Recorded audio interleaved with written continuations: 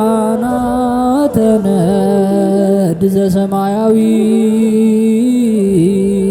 ማይፈድ በእንተ በግዑ እቀብዋ ነዛቲ ያዘድ።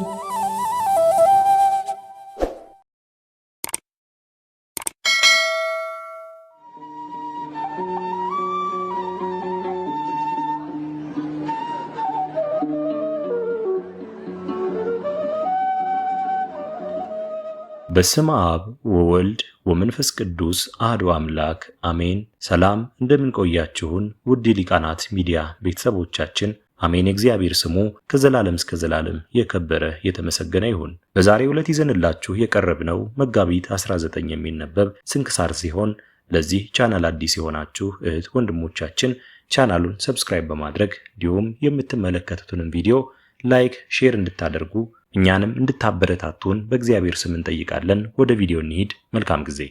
መጋቢት 19 የሚነበብ ስንክሳር። ዕረፍቱ ለሐዋርያ አርስጦቦሎስ። መጋቢት 19 በዚህች ዕለት የሐዋርያው ቅዱስ ጳውሎስ ደቀ መዝሙር አርስጦቦሎስ ሐዋርያ አረፈ። እርሱም ጌታችን ከመረጣቸውና ከመከራው በፊት እንዲሰብኩ ከላካቸው ከ72 አርድእት ውስጥ የተቆጠረ ነው። በ50ኛው ቀን በዓለም መንፈስ ቅዱስ በላዩ በወረደ ጊዜ ከሐዋርያት ጋር ጸጋንና ኃይልን ተመልቶ ሕይወት የሚገኝበትን በወንጌል ትምህርት ሐዋርያትን ተከትሎ በመሄድ አገለገላቸው። ብዙዎችንም ወደ ድኅነት መንገድ መልሶ የክብር ባለቤት ወደሆነ ወደ ጌታችን ኢየሱስ ክርስቶስ ሃይማኖት አስገባቸው። የክርስትና ጥምቀትንም አጥምቆ የአምላክን ሕግና ትእዛዝ ከማስጠበቁ የተነሳ ነፍሳቸውን አዳነ። አባቶቻችን ሐዋርያትም ይህን ቅዱስ አብራጣቢዮስ በሚባል አገር ላይ ኤጲስቆጶስነት ሾሙት። ወደ እርሷም ሂዶ በውስጧ ወንጌልን ሰበከ። ብዙዎችንም በቀናች ሃይማኖት እግዚአብሔርን ወደ ማወቅ መለሳቸው። በፊታቸውም ድንቆች ተአምራትን በማድረግ በሃይማኖት አጸናቸው። ነገር ግን ከአይሁድና ከዮናናውያን ብዙ መከራ ደረሰበት። ብዙ ጊዜም ወደ ፈራጆች አደባባይ ወስደው በድንጋይ ወገሩት። ጌታችንም ከመከራ ሁሉ ጠብቆ አዳነው። መልካም ተጋድሎንም በፈጸመ ጊዜ በሰላም በፍቅር አረፈ። እነሆ ለሮሜ ሰዎች በጻፈው መልእክቱ ሐዋርያው ጳውሎስ አስታውሶታል። በጸሎቱ የምትገኝ በረከቱ ከእኛ ጋር ለዘላለም ትኖር አሜን። የሰባቱ ሰማዕታት መታሰቢያ። በዚችም ቀን ደግሞ የሰባቱ ሰማዕታት መታሰቢያቸው ሆነ። እነርሱም የግብፅ ሰው እለ እስክንድሮስና እስክንድሮስ ከጋዛ መንደር፣ አጋቤዎስ ከቡንጥስ ከተማ፣ ኒሞላስ ከጠራልብስ፣ ዲዮናስዮስ፣ ሮሜሎስና ተላሲዮስ ከግብፅ አውራጃዎች የሆኑ ናቸው። እነርሱም በመንፈሳዊ ፍቅር ጸንተው ስለ ሃይማኖት ምስክሮች ሊሆኑ ተስማሙ። በፍልስጤም ውስጥ ወዳለው ቂሳሪያ ደርሰው በመኮንኑ ፊት ቆሙ። በከሃዲው ዲዮቅልጥያኖስ ዘመን በክብር ባለቤት በጌታችን ኢየሱስ ክርስቶስ ማመናቸውን ገለጡ። መኮንኑም በጽኑ ሥቃይ አሰቃይቶ ገደላቸው። የሰማዕትነትንም አክሊል በመንግሥተ ሰማያት ተቀበሉ። በረከታቸውም ከእኛ ጋር ለዘላለም ትኖር አሜን። የአስከናፍር፣ የማርታ፣ የአርቃዲዮስና የዮሐንስ መታሰቢያ።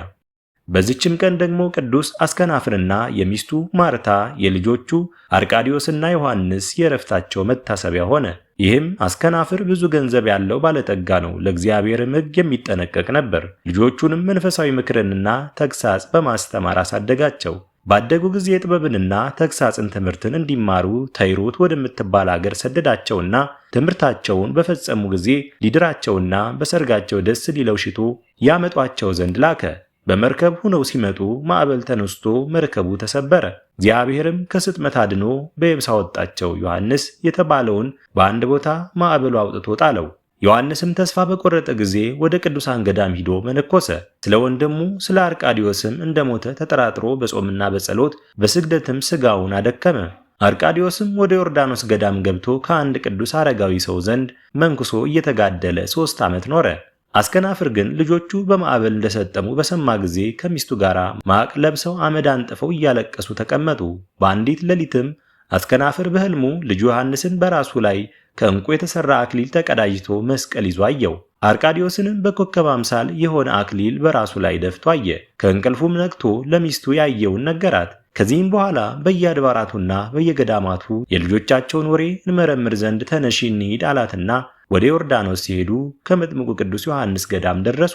ልጃቸውን አርቃዲዮስንም ያመነኮሰውን አረጋዊ አባት አገኙት። ችግራቸውን ነገሩት። እርሱም የክርስቶስ ወዳጆች አትዘኑ፣ ወደ ቤተ መቅደስ ስትመለሱ ልጃችሁን በሕይወት ታገኛላችሁ አላቸው። ደስ እያላቸው ተመለሱ።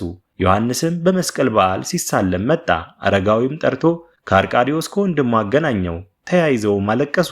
ደግሞ አስከናፍርን ከሚስቱ ጋር ጠርቶ ከልጆቻቸው ጋር አገናኛቸውና በላያቸው ወድቀው እየሳሟቸው አለቀሱ። ከዚህ በኋላ ከዚህ አረጋዊ ዘንድ የምንኩስና ልብስ ለበሱ። ሚስቱን ማርታንም ከሴቶች ገዳም አስገባት። አገልጋዮችንም ነፃ አውጥቶ አሰናበተ። ገንዘቡንም ለድሆችና ለችግረኞች በተነ። ከገዳምም ገብቶ በጾም በጸሎት ተወሰነ። እንዲሁም የተባረኩ ልጆቹ በገድል በትሩፋት የተጠመዱ ሆነው ኖሩ። ጌታችንም ደስ አሰኙት፣ በፍቅር አንድነትም አረፉ። በረከታቸውም ከእኛ ጋር ለዘላለሙ ይኖር አሜን። አስጀምሮ ላስፈጸመን ለልዑል እግዚአብሔር ክብር ምስጋና ይሁን መቼ ለዘላለሙ አሜን። ውድ የሊቃናት ሚዲያ ቤተሰቦቻችን መጋቢት 19 የሚነበብ ስንክሳር ወደ እናንተ አቀረበን። ይህን ይመስል ነበር። በቀጣይ በአዲስ ክፍል እስከምንገናኝ ድረስ እግዚአብሔር ቸር ያቆየን። መልካም ጊዜ